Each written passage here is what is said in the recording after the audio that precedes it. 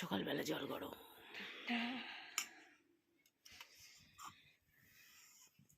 বাবু উঠে পড়ো।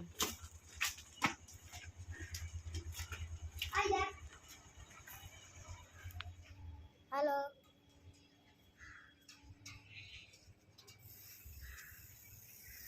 কে hello hello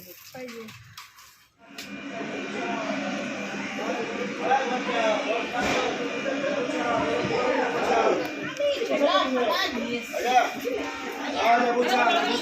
সবাই দেখা যাবে।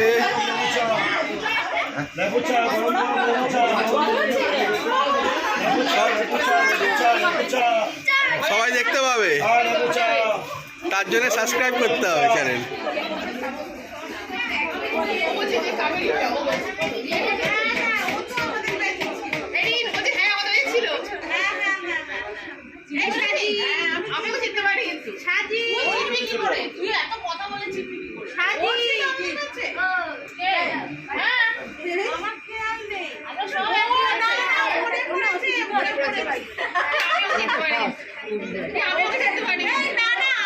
সকাল সকাল ভিডিওটা তো শুরু করেই দিয়েছি, বাট ইন্ট্রোটাই তোমাদের সাথে দেওয়া হয়নি। তো চলো, হ্যালো এভরিওয়ান, তোমরা সবাই কেমন আছো? আশা করছি সবাই সবাই সবাই ভালো আছো, সুস্থ আছো, আর আমরাও সবাই ভালো আছি, সুস্থ আছি।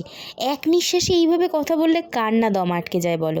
একটু তো রেস্ট নিয়ে নিয়ে কথা বলতে হয়। কি আর বলি বলো, আমি যখন কথা বলতে থাকি একদম এই রেলগাড়ির মতন গড়গড়িয়ে বলতে শুরু করে থাকি, মানে একদম আমার ভয়েসটা থামে না। সেই জন্য আমার হাজব্যান্ড বলে আমি হচ্ছে মানে চলতি গাড়ি, মানে ট্রেন যেমন চলে ঠিক তেমনই। আমার মুখের কথা যখন শুরু হয় একদম শেষ হতেই চায় না। কিন্তু আবার আমার ছেলে মেয়ে আমাকে কি বলে জানো? আমাকে জানো তো ভয়েতে, মানে আমি এত চেল্লাই, সেই ভয়েতে আমাকে একটা কী নাম দিয়েছে, সেই নামটা না আমার মনে পড়ছে না। যাই হোক চলো, সেটা পরে হচ্ছে।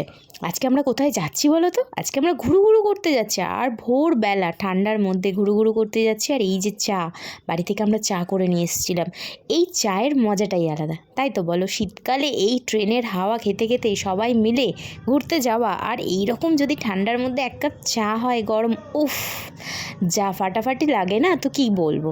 আর যারা চা প্রেমী তাদের তো আরও বিভৎস ভালো লাগে, মানে আমার মতন যারা আছে চা প্রেমী, চা লাভার, যাই বলো না কেন। তো আজকে আমরা যাচ্ছি ঘুরু করতে। সেটা কোথায় যাচ্ছি তোমরা বেশ কিছুক্ষণ পরেই দেখতেই পাবে যে আমরা কোথায় ফাইনালি ঘুরু করতে যাচ্ছি। আর এই ভিডিওটা জানো 2024-এর করা, মানে 2024-এ আমি লাস্টের দিকে ঘুরতে গেছিলাম, আর তখন একদম আমার কাজের পিক টাইম ছিল। মাঝখানে কিন্তু একদিন ছুটি পেয়েছিলাম, সেই ছুটির দিনটাই আমি একদম কাজে লাগিয়ে ফেলেছি, মানে কাজের মধ্যে থেকেও একদিন ছুটি পেয়ে সেই ছুটিটা কাটাতে আমরা সবাই মিলে ঘুরতে চলে গেছিলাম। হ্যাঁ, আমরা ঘুরতে গেছিলাম আমার ছেলে মেয়ের কোচিং সেন্টার আছে সেখান থেকে একদিন প্ল্যান করা হয়েছিল যে সবাই মিলে ঘুরতে যাওয়া হবে। বাট আমার কাজের জন্য সবাই মানে হ্যাঁ কি না এরকম বলে উঠতে পারছিল না। বাট আমি যখন বললাম হ্যাঁ হ্যাঁ অবশ্যই, কাজ তো সারা জীবন হবে, কিন্তু এই ঘোরা বা এই আনন্দ বাচ্চারা যেভাবে এনজয় করবে, এই এনজয়মেন্টগুলো যদি আমরা না দেখতে পাই, আমরা মা বাবা হয়ে জীবনটা সার্থক হবে না। তবে এর মধ্যে একটা কথা বলে রাখি, অনেক মানুষই আছে লোকের বাচ্চাকে দেখে ভালোবাসো না, লোকের বাচ্চাকে দেখে বড্ড হিংসা করো, এবং নিজেদের মনে সেই প্যাঁচের জিলেপির আড়াই প্যাঁচ বলে না, ঠিক সেরকম কিছু একটা থাকে। তো তাদেরকে বলছি, যেসব মানুষ বাচ্চা ভালোবাসে না তারা তো মানুষ নামেই কলঙ্ক। যাই হোক চলো, এই প্ল্যাটফর্মটার নামটা একটু তোমরা পড়ে নিও তো। আমি না এই রাস্তা দিয়ে অনেকবার গেছি, বিশ্বাস করো এই রাস্তাটা না আমার একদম চেনা, বাট এই প্ল্যাটফর্মটা না আমি কোনো দিন দেখিনি। হয়তো আমি এই ট্রেনটায় চলাচল করিনি, সেই জন্য দেখিনি, আমি অন্য ট্রেনে যাতায়াত করেছি, তো সেই কারণে হয়তো দেখতে পাইনি বা কোনো রকমভাবে স্কিপ করে গেছিলাম। বাট আজকে দেখলাম, জানো তো, প্ল্যাটফর্মটার নামটা পড়লাম, হ্যাঁ মোটামুটি ঠিকঠাক, একটা ভালো নাম, বাট একটু আনকমন নাম। মানে যেহেতু এই রাস্তা দিয়ে এতবার গেছি বাট শুনিনি বা দেখিনি, তার জন্য নিজের কাছে একটু মনে হচ্ছিল কেমন যেন নামটা। তারপরে এখানে দেখো, ট্রেনে আমরা যখন সকালে উঠেছি তখন একদম ফাঁকা, মানে আমরা একটা বগি পুরোটা নিয়ে নিয়েছি। তারপরে যা বীভৎস ভিড় হয়েছিল বলার মতো নয়। এবারে চলে এসেছি আমাদের ফাইনাল সেই জায়গায়, মানে আমরা যেখানে এসেছি ঘুরু করতে, সেই জায়গাটা কোথায়, তাই তো দেখো না প্রচণ্ড ভিড়। তো এখানে আমরা সবাইকে দেখে নিচ্ছিলাম যে সবাই নেমেছে কিনা। আলটিমেটলি চিলড্রেন পার্টি তো অনেক আছে, মানে বাচ্চাদেরকে আগে সামাল দিতে হবে, তো সব বাচ্চাগুলোকে আমরা আগে দেখে নিলাম, তারপরে দেখলাম যে হ্যাঁ সবাই নেমে পড়েছে, এবার আমরা যাচ্ছি। তো চলো ফাইনালি দেখাই আমরা কোথায় এসেছি। এই দেখো আমরা এসেছি দীঘা। কি মনে করছো একদিন দীঘা ঘুরতে এসেছি? না, একদমই নয়। আমরা দীঘা থেকে আরও একটা জায়গায় যাব। দীঘাটা আমাদের মেন গন্তব্যস্থল নয়, মেন গন্তব্যস্থল হচ্ছে আরও একটু পরে জানবে, বাট আমাদের দীঘাতে নামতে হয়েছে। তো এখানে নেমে আমরা একটু সবাই সেলফি টেলফি নিলাম, একটু স্টাইল মারলাম। ট্রেনের মধ্যে ছিলাম তো, মানে একদম যেন ট্রেনের মধ্যে জুবুধুবু হয়ে এসেছি, মানে ঠান্ডার মধ্যে জুবুধুবু হয়ে এসেছি। বাট এখন একটু রোদ্দুরের আভা দেখে একটু মনটা একটু কেমন কেমন হচ্ছে, মানে একটু ভালো ভালো ফিল হচ্ছে। তারপরে আমরা এখানে যাচ্ছি, টোটোয় করে আমরা এখন যাচ্ছি। তো চলো, ফাইনালি আমাদের সেই জায়গাটা, মানে আমরা যেখানে এসেছি বাবার দর্শনে, সেই দর্শন স্থান চন্দনেশ্বর, বাবা চন্দনেশ্বর মন্দিরে আমরা আজকে এসেছি। আর সেইখানে এসে ফার্স্ট তোমাদেরকে দেখালাম বাইরে থেকে ভিউটা কী সুন্দর। সত্যি বলতে দীঘায় এতবার এসেছি, বাট চন্দনেশ্বর মন্দির বলে এমন কোনো একটি জায়গা আছে আমি জানতাম না। যেটা জানি না সেটা বড়াই করে বলার কিছু নেই। তবে আজকে বাবার মন্দিরে এসে সত্যি বলছি, মন প্রাণ সবই জুড়িয়ে গেল। মানে বলে না, ভগবান যদি তোমাকে টানায়, তুমি যে প্রান্তেই থাকো না কেন, তোমাকে ঠিক তার কাছে নিয়ে চলে আসবে। তো এইখানে আমরা এখন নেমে পড়েছি। তারপরে দেখো, এই যে এখন ছেলেকে নিয়ে যাচ্ছি, এইখানে একটা পুকুর আছে যেখানে হাত পা ধোয়া হবে। ধুয়ে তারপরে আমরা মন্দিরে আস্তে আস্তে প্রবেশ করব। তো সবাই মোটামুটি এদিক ওদিক ছড়িয়ে ছিটিয়ে গেছে, এখানে আর সবাই এক জায়গায় নেই, ছড়িয়ে ছিটিয়ে গেছে। তো এখন আমরা যাচ্ছি পুকুরে হাত পা ধুতে। এই যে দেখো আমার মেয়ে তো এখানে আছে। তারপরে আমার পতিদেব, মানে তোমাদের দাদাভাই এখানে কিন্তু ক্যামেরা করে দিচ্ছে। সত্যি বলতে এরকম বন্ধুর মতো একটা হাজব্যান্ড সব মেয়েরাই চায়, তাই না? কী বলো, তোমরা সবাই চাও তো? বা তোমাদের যাদের আছে এরকম বন্ধুর মতো একটা হাজব্যান্ড, তারা খুব লাকি না? তারা খুব ভালো, মানে জিনিসটাকে ভালো বুঝবে। সত্যি বলতে বন্ধু, হাজব্যান্ড ওয়াইফের সম্পর্কটা যখন বন্ধুর সম্পর্ক হবে না, তখন সেই জায়গাটা অনেক অনেক অনেক ইজি হয়ে যায়। আর যখন সেটা ওই শাসন, এই জায়গাটা চলে আসবে না, তখন মনে হয় সংসারটা সংসারই নয়, তখন একটা রাক্ষসপুরী এরকম মনে হয়। তো যাই হোক, এখানে চলো হাত পা ধুয়ে। আর এইখানে হচ্ছে আমরা সবাই মন্দিরে হাত পা ধোয়ার আগে এখানে বলে 1 টাকার কয়েন দিতে হয়। যেমন আমরা গঙ্গায় স্নান করতে গিয়ে আগে মা গঙ্গাকে পয়সা দিই, সেরকমই। তবে কী কারণে দেয় আমি বলতে পারবো না কারণটা, তবে মা ঠাকুমাদের দিতে দেখেছি বা শুনেছি, তো সেই কারণে আমিও ছেলে মেয়েকে শিখিয়েছি। এরপরে এখানে হাত পা ধুয়ে এবার আস্তে আস্তে আমরা যাব বাবার দর্শনে। এই হচ্ছে সেই মন্দির।